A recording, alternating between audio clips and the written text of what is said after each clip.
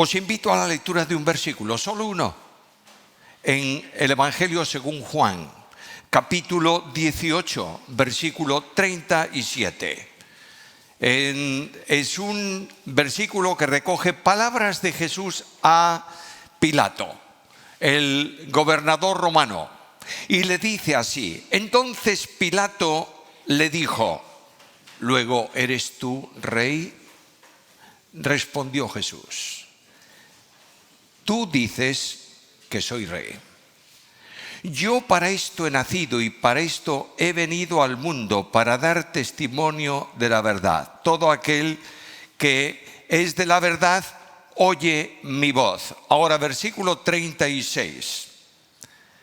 Respondió Jesús, mi reino no es de este mundo. Y termina ese versículo con las palabras insistentes de Jesús, pero mi reino no es de este mundo. No descubro nada nuevo si os digo que estamos viviendo un momento de conflicto mundial como nunca. Naciones contra naciones, una sociedad violenta, dificultades en todos los sectores a donde tú dirijas tu mirada, y frente a una situación como esta, me pregunto, ¿cuál es la esperanza del cristiano? Porque el cristiano tiene un mensaje distinto, tiene unos valores diferentes. ¿Y cuál es la esperanza del cristiano? La esperanza del cristiano es el reino. De manera que el reino está presente en la Biblia como tema general desde Génesis hasta Apocalipsis. A lo largo de toda la Escritura se sigue hablando insistentemente de distintas formas, de distintas maneras acerca del reino. Yo quiero tomar este tema esta mañana. Claro, hablar de reino en 35 o 40 minutos es una imposibilidad absoluta. Pero quiero recordaros tres grandes cosas para tener presentes en la consideración sobre el reino. Primeramente, la doctrina. ¿Qué es el reino? En segundo lugar, la esperanza del creyente. Ya que Cristo dijo aquí, mi reino no es de este mundo y nosotros estamos en el reino, hay una esperanza concreta. Y finalmente, ¿cuál es mi responsabilidad frente al reino? Primeramente, pues, la doctrina. La afirmación de Cristo es importantísima. Notad que lo dice por dos veces y Juan lo recoge en ese mismo versículo. Mi reino no es de este mundo. Luego, si mi reino no es de este mundo y mi reino no es de aquí, el Señor está haciendo referencia a un reino que no procede de la tierra, sino que viene del cielo. Es el gran reino que Dios ha establecido en su propósito soberano y que ha comenzado a correr desde el principio de la historia de la humanidad. La Biblia habla mucho acerca del reino de Dios. Mateo utiliza otra frase para referirse a lo mismo, que es reino de los cielos. No discutas, no tengas dificultades, no trates de justificar que el reino de los cielos es una cosa y el reino de Dios es otra. Es el mismo tema en toda la Biblia. La necesidad que tenemos de entender bien el reino es que reino de Dios o reino de los cielos es aquella esfera en la cual Dios gobierna. Bueno, alguien me dice, Dios gobierna sobre todo. Sí, pero que es reconocido como Dios y es adorado como tal. Así lo entiende y lo considera la Biblia. Mirad lo que dice la Escritura. Bendijo al Altísimo, está refiriéndose en la profecía de Daniel a Nabucodonosor. Bendijo al Altísimo y alabé y glorifiqué al que vive para siempre, cuyo dominio es sempiterno y su reino por todas las edades. Todos los habitantes de la tierra son considerados como nada y Él hace su voluntad en el ejército del cielo y en los habitantes de la tierra, y no hay nadie que detenga su mano y le diga, ¿qué haces? Ahí tienes el soberano Dios gobernando, conduciendo, y hay un pueblo aquí en la tierra, hombres y mujeres normales como personas de la tierra, que reconocen esa condición de Dios y le adoran y le siguen. Abro la Biblia para estudiar reino y descubro que desde el principio Dios establece su reino en la tierra y se llama técnicamente a eso el reino mediado. Es decir, Dios es el rey, pero delega gobierno de ese reino en personas aquí en la tierra.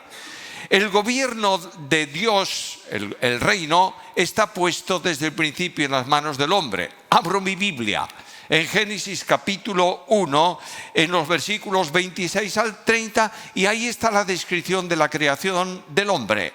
Y dice que Dios se acercó para hacer la última gran obra de la creación, y es en un consenso divino que se ejecuta. No dice sea el hombre, como dijo sea la luz o nazca la hierba, sino que el Dios Trino va a comunicar a ese ser peculiaridades que son propias de Dios. Le va a hacer conforme a su imagen y semejanza. Imagen en el sentido moral. El hombre es un ser moral, sabe lo que es bueno, sabe lo que es malo. Semejanza en condición de gobierno. De ahí que cuando Satanás se levantó contra Dios y quiso poner un trono cerca del trono de Dios y tener un reino independiente al de Dios, dijo: entonces seré semejante al Altísimo. Es decir, tendré autoridad y tendré gobierno. Dios interviene y derriba a Satanás de su comisión celestial y lo saca de la relación con él y lo coloca en la tierra. Y Satanás descubre, permitidme decirlo así, él lo sabía, descubre donde hay un trono y un reino. Está en Edén y hay un ser creado por Dios que tiene en su mano el cetro de autoridad de Dios. Dios dijo al hombre: sojuzga el mundo, al hombre y a la mujer. Dios dijo: sojuzga, enseñoréate, gobierna. Y la evidencia de que Dios respeta ese gobierno del hombre es que dice Génesis que Dios trajo a Adán los animales del campo. ¿Para qué? Para que como rey en la tierra le ponga nombre. Son suyos. Y ahí está Adán funcionando en relación con Dios, y de pronto Satanás dice: ¿dónde voy a tener yo reino? Y se fija en el hombre y viene y tienta a la mujer. Claro, siempre señalamos a la mujer en la tentación como la gran responsable del problema, ¿verdad? Es la que perdió. No ha perdido. Quien perdió realmente toda capacidad es el hombre, el varón. Pablo dice que la mujer cayó siendo tentada, pero añade inmediatamente: pero el hombre, el varón, no fue tentado. De manera que, sea de una forma o de otra, no vamos a entrar en esta discusión teológica compleja y larga, sea como sea, el hombre es derrotado. Y el cetro de autoridad que el hombre tiene en su mano, dado por Dios para gobernar el reino, es tomado por Satanás. No por derecho, sino por derrota. De manera que Satanás toma el cetro de autoridad y los reinos del mundo y su gloria vienen a ser ¿de quién? De él. Y ahí tienes, cuando viene Cristo, una de las tentaciones de Satanás es esta al Señor: los reinos del mundo y su gloria son míos porque a mí me fueron entregados. No se los dio Dios, se los entregó el hombre. Y ahí Satanás gobernando en el reino del mundo y estableciendo un reino contrario, opuesto absolutamente al reino que Dios ha establecido. La Biblia reconoce ese principado de Satanás y Cristo llama a Satanás en Juan 12:1 el príncipe de este mundo. Por tanto, él está gobernando.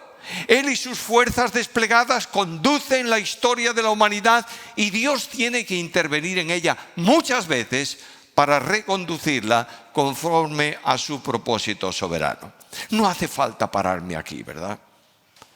El reino de Satanás es un reino de libertinaje. ¿Estamos experimentando eso hoy o no? Un reino de oposición a Dios.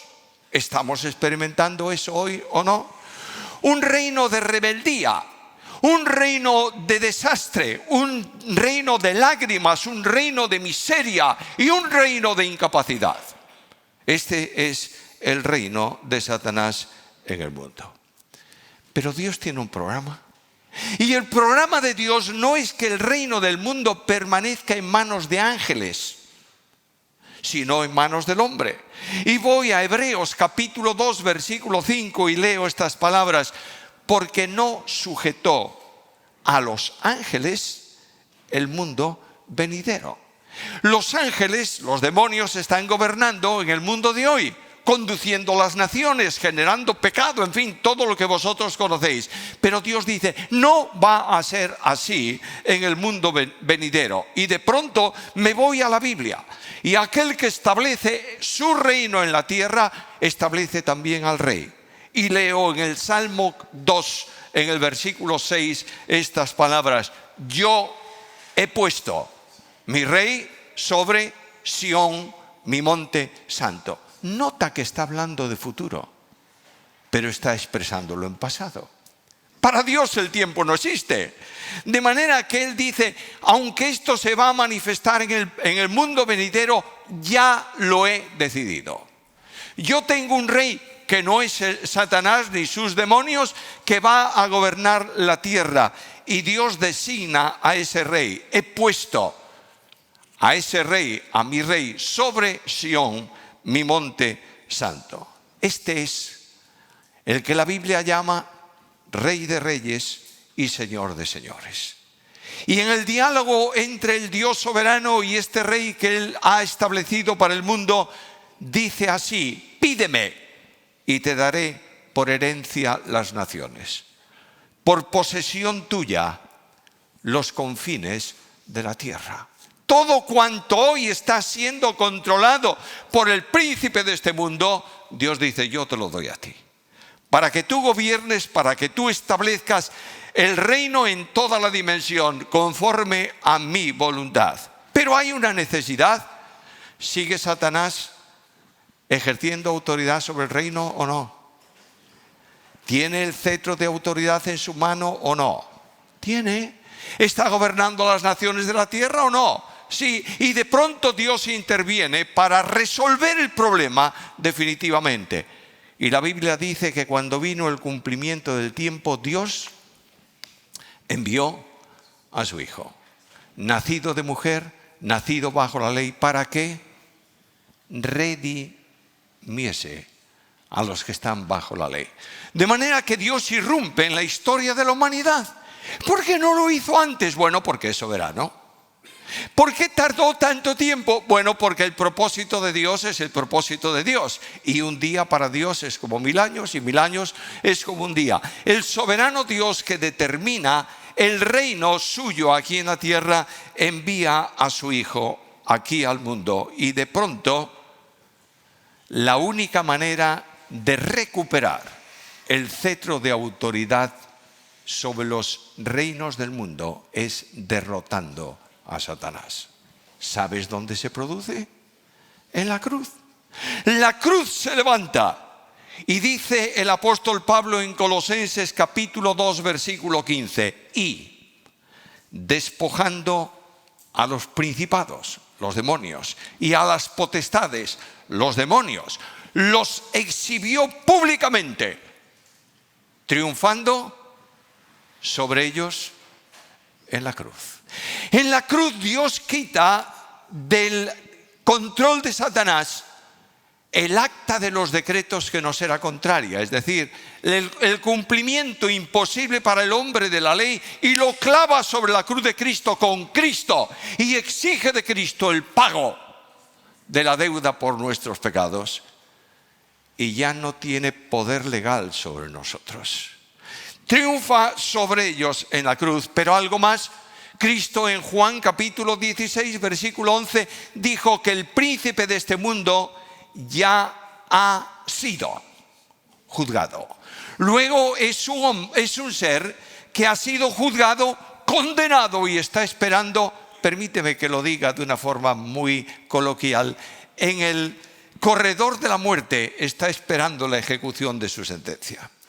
Es verdad que tiene libertad hoy en día, que anda por el mundo, que funciona, que tienta, que produce las miserias que vemos, pero está juzgado y está condenado. Y de pronto el príncipe juzgado ya no tiene autoridad ni poder sobre nosotros. ¿Y viene Cristo al mundo? ¿Y qué es lo que predica Cristo? Cristo predica el Evangelio. ¿Qué Evangelio? El Evangelio del reino.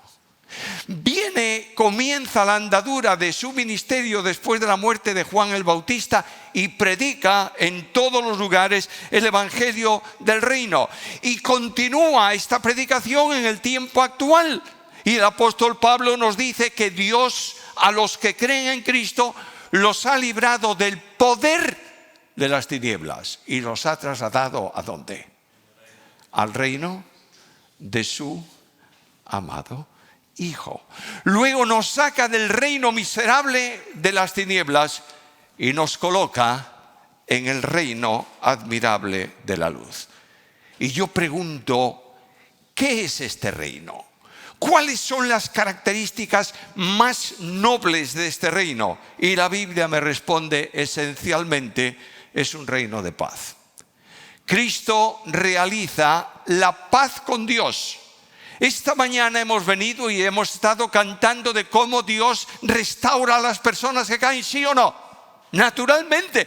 ¿Por qué puede perdonar Dios tu pecado y el mío? ¿Por qué? Porque Cristo ocupó nuestro lugar en la cruz. Y esta admirable dimensión nos permite sentir paz personal. En medio de un mundo inquieto, creyentes que dicen, mucha paz tienen los que aman tu ley. Creyentes que esta mañana en este lugar, sabiendo que la relación con Dios no es por méritos propios, decimos con gratitud reverente delante del Señor, admirable Salvador nuestro, ya no hay ninguna condenación para los que están en Cristo Jesús. Escuche el versículo. No hay ninguna condenación. El reino de Satanás, el reino de los cielos, disculpadme, el reino de los cielos es además un reino de victoria. Lo más sorprendente es que Cristo Jesús, el Espíritu Santo de Dios y el Padre que nos llama, nos saca de la esclavitud y de la miseria y nos coloca ¿en dónde? En la absoluta esfera de victoria que es Cristo mismo. El cristiano no está cerca de Cristo. El cristiano está en Cristo. Y la victoria de Cristo se comunica a cada uno de los creyentes. Por eso Pablo dice que somos más que vencedores por medio de aquel que nos amó. Satanás no puede resistir que se predique su derrota. Y genera un concepto religioso que se extiende abiertamente por el mundo adelante y que lamentablemente está entrando muchas veces en las iglesias evangélicas. El engañador engaña. Y enseña a creyentes que tienen que disponerse para luchar contra él y luchar contra los demonios. ¿Lo oíste alguna vez? No hay peor mentira que esa. No tenemos que luchar contra Satanás. Está derrotado. Tenemos que mantenernos en la esfera de victoria en donde Cristo nos ha colocado. Nos ha puesto en su esfera de victoria y nos ha dado todas las armas necesarias para que no seamos derribados en el lugar donde estamos. ¿Entiendes con claridad esto o no? Está enseñándose en nuestro entorno que tenemos que salir, que la iglesia tiene que salir a luchar contra los demonios para evitar su influencia en el mundo. Mentira. Nunca podrás vencer a los demonios en potencialidad, pero están vencidos.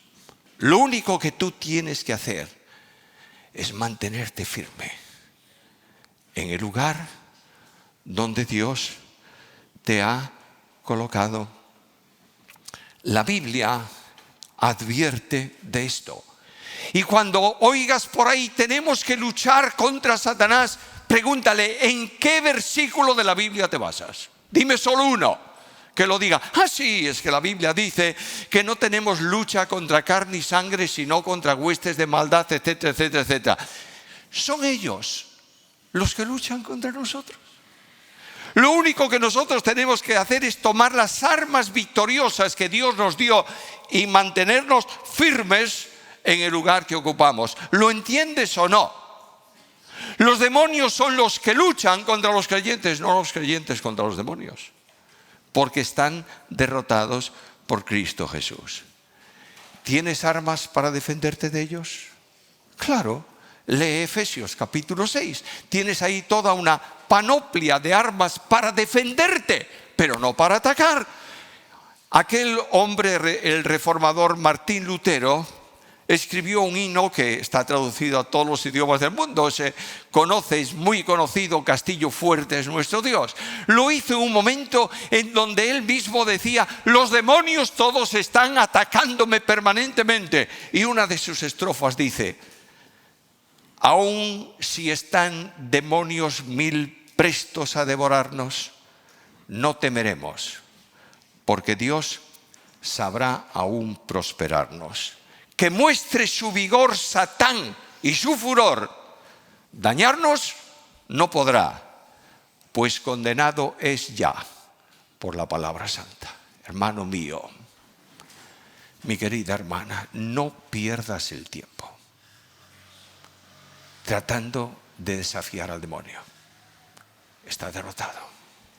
Mantente en la posición poderosa del reino de Dios. Deja que otros enseñen lo que quieran, por donde quieran. Mantente firme en la libertad en donde Dios te ha hecho libre. Y este reino de Dios, y tengo que terminar este punto por lo menos, este reino de Dios es un reino de santidad. ¿Sabes por qué?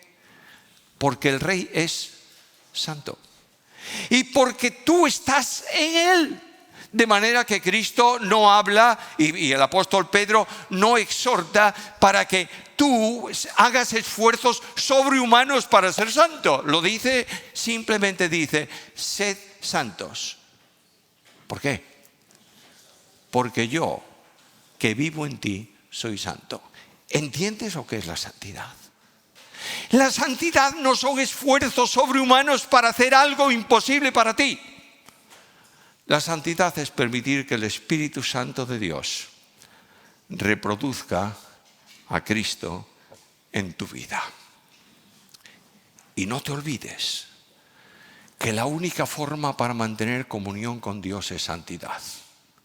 Y en Hebreos capítulo 12, versículo 14, leo aquellas palabras: seguid la paz con todos y la santidad, sin la cual nadie verá al Señor. No es que pierdas tu salvación.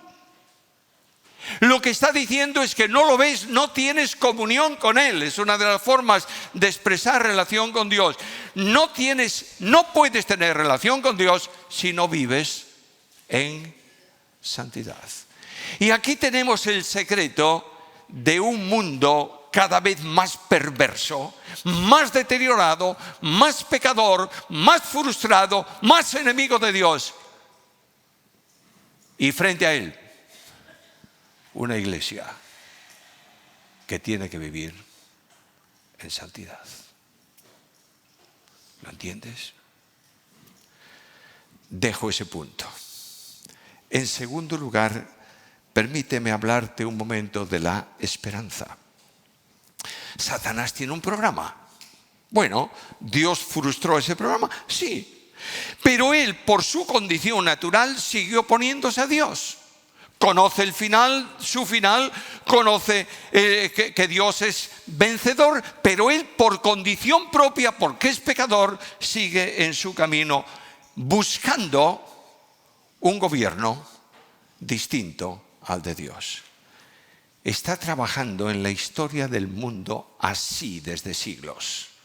De manera que todos esos imperios que se levantaron, adoradores de ídolos, adoradores de demonios, como la Biblia recuerda, el imperio babilónico, el imperio medo-persa, el imperio greco-macedónico, el imperio romano, todos esos han sido propósitos, proyectos del reino de Satanás en el mundo. ¿Y qué ocurrió? Yo he puesto mi rey sobre Sión, no van a permanecer. Y cada uno de ellos ha sido disuelto en la historia y perdido en el tiempo. Él continúa hoy buscando la alianza de las naciones en contra de Dios y levantando parámetros políticos, militares aquí en la tierra que de alguna manera le permitan cumplir su propósito y establecer su plan. Y la Biblia presenta un tiempo venidero en donde el conflicto bélico, la persecución, la miseria, el hambre, en fin, los cataclismos cósmicos, etcétera, etcétera, se van a producir porque es el propósito y el proyecto de Satanás. Y finalmente la Biblia presenta a todas las naciones de la tierra unidas para luchar contra el Señor y su ungido. Es el conflicto del reino del mundo y del reino de los cielos. ¿Y cuál es la solución? Abro mi Biblia y el apóstol Pablo me habla de un acontecimiento en el cual Dios intervendrá sobre la miseria y el propósito diabólico en los reinos del mundo, y presentará también un personaje que va a estar ahí sentado en el trono de Dios. Y dice: entonces se manifestará aquel inicuo, a quien el Señor matará con el espíritu de su boca y destruirá con el resplandor de su venida. No hay guerra, ya están derrotados. Simplemente el Rey de Reyes hace su aparición como Rey y Señor, y todas esas huestes de maldad van a ser eliminadas. Y el Apocalipsis estalla en un canto de júbilo. Nuestro Dios reina. Ahí tienes el reino. Comienza en Adán. Empieza a lo largo de la historia problemas, conflictos y dificultades. Pero sobre todo en ese reino está sentado el todopoderoso y soberano Dios. Y ese reino se proyectará eternamente. De modo que la Biblia presenta, el apóstol Pedro presenta un panorama muy interesante, en donde al final de los tiempos, segunda carta de Pedro, capítulo 3, versículos 11 y 12, el apóstol Pedro dice que Dios va a intervenir remozando, removiendo, dice que por fuego toda esta creación. ¿Es que va a disolver la creación y hacer una nueva? No lo sé. ¿Es que va a reformar lo que hay? Tampoco lo sé. Perdóname que te sea muy franco, no me importa nada. Lo único que yo sé es que Dios va a hacer nuevas todas las cosas. Y ese reino se proyecta a perpetuidad. Y los creyentes con el Rey estarán, ¿en dónde? En una nube allá arriba. Y cantaremos con cantos de júbilo: yo tengo un hogar, bello hogar, más allá del sol. No, ¿qué va? ¿Para dónde hizo Dios al hombre? ¿Para las nubes o para la tierra? Para la tierra. ¿Qué es lo que Dios hace? Cielos nuevos y tierra nueva. ¿Y qué dice Apocalipsis? Que Dios estará en la tierra morando con los suyos. ¿Te das cuenta? El programa de Dios se cumple. ¿Ha determinado un reino suyo en la tierra? Se va a extender a perpetuidad. Y la Biblia me dice: Dios morando con ellos. ¿Entiendes esa bendición? ¿No sientes esta mañana una profunda ilusión frente al acontecimiento del reino de los cielos? ¿Por qué añorar tanto el futuro si puedes disfrutarlo en el presente? Si el secreto del reino de los cielos es para que lo vivas ahora. Porque ¿dónde estás ahora tú? Bueno, en España, en Galicia, y dentro de poco habrá no sé cuántas naciones en España, según algunos, y seguirá dividiéndose el mundo, según otros, y no importa lo que. Tú no eres de este mundo. ¿Por qué? Porque has sido comprado por precio. Y Dios te sacó del poder de este mundo y te ha trasladado ¿a dónde? Al reino de su amado Hijo. Y esto exige una responsabilidad, para mí el primero esta mañana. He corrido por encima del reino, ¿verdad?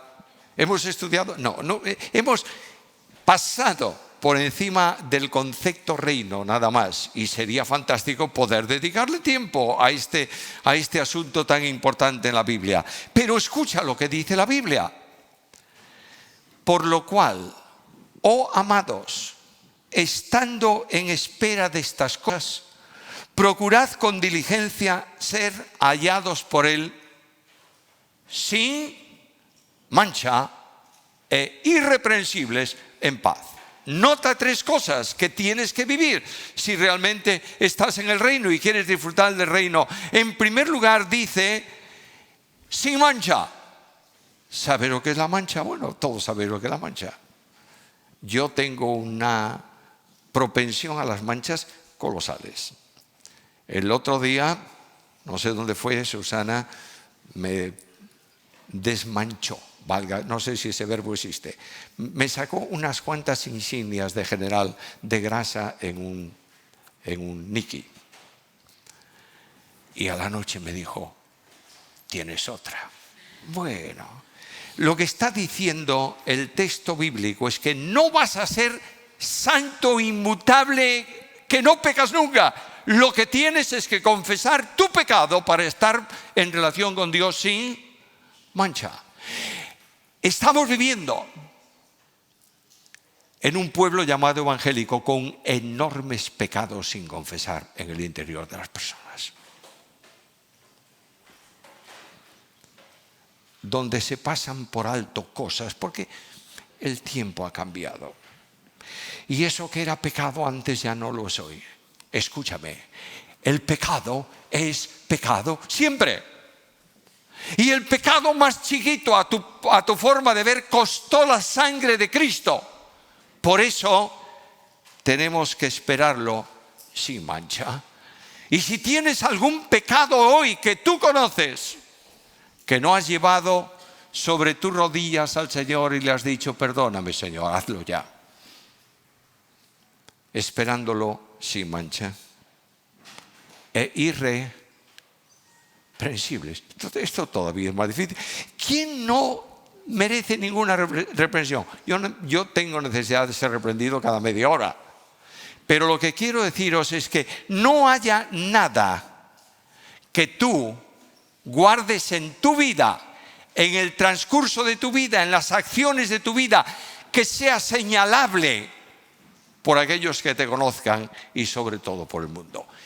Dios busca hoy gente comprometida con la santidad y gente comprometida con la paz. Cuánta inquietud, cuántos problemas, cuántas peleas, cuántas disensiones.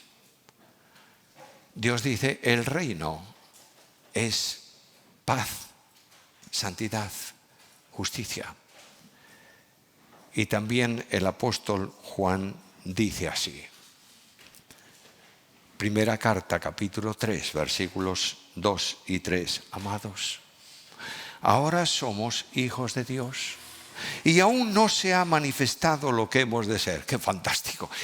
Si ya sentimos bendiciones, ¿qué será? Dice, no se ha manifestado, pero sabemos que cuando Él, Cristo el Señor, se manifieste, seremos semejantes a Él, porque le veremos como Él es. Es decir, cuando veamos a Cristo en el encuentro con Él bien sea después de nuestra vida física, bien sea con el traslado de la iglesia, no importa con qué. Cuando le veamos, nos asombraremos de la obra que el Espíritu Santo ha hecho en nuestra vida, haciéndonos semejantes a Jesús. Le veremos como Él es y diremos, somos parecidos, somos iguales en la dimensión en que un ser puede ser igual al Dios creador. Y dice, todo aquel que tiene esta esperanza en Él se purifica, así como Él es puro.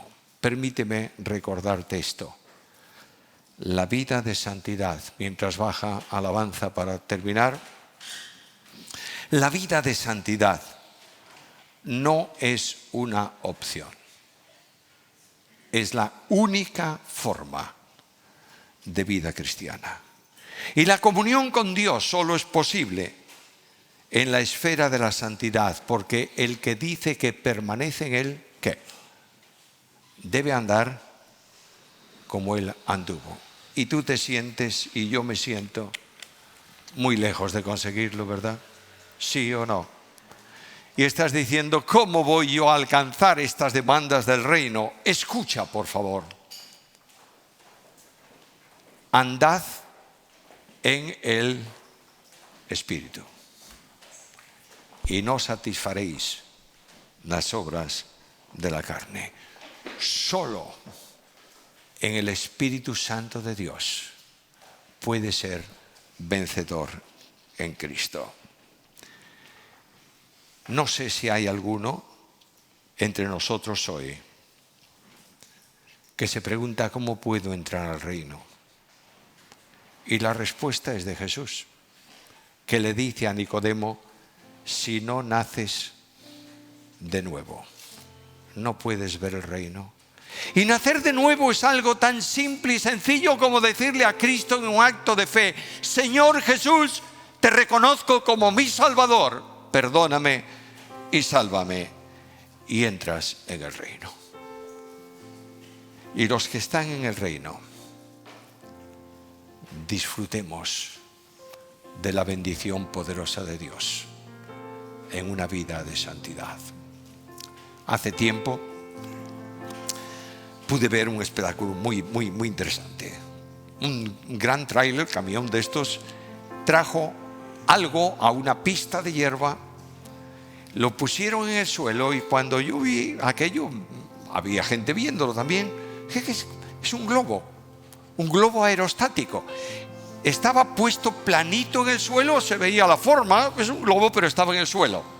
Y de pronto pusieron los anclajes de la barquilla y tal, y vino alguien que manejaba aquella barquilla, aquel globo, y encendió los quemadores de gas y empezó a meter calor. Y él se iba hacia adelante del globo, hacia atrás, tal. El globo empezó a levantarse un poco del suelo y él decía permanentemente, ¡más calor! Y yo decía, ¡más calor!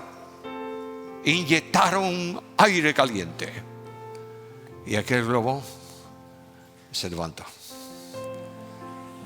Las cuerdas de anclaje crujían con la tracción del globo y de pronto el hombre entró en la barquilla, con él otras 2 personas, y dijo, suelten. Y aquel enorme globo aerostático se levantó del suelo y empezó a ascender hasta que una corriente de aire lo empujó y se perdió detrás de los montes. Este es el secreto de la vida cristiana. Más fuego. ¿De quién? Del Espíritu Santo de Dios. Recupéralo esta mañana y di al Señor, gracias Señor, porque estoy en el reino. Padre querido, tu reino no es de este mundo. Danos la bendición de vivir en él para gloria de tu nombre. Acepta nuestra adoración y gratitud por Cristo Jesús. Amén.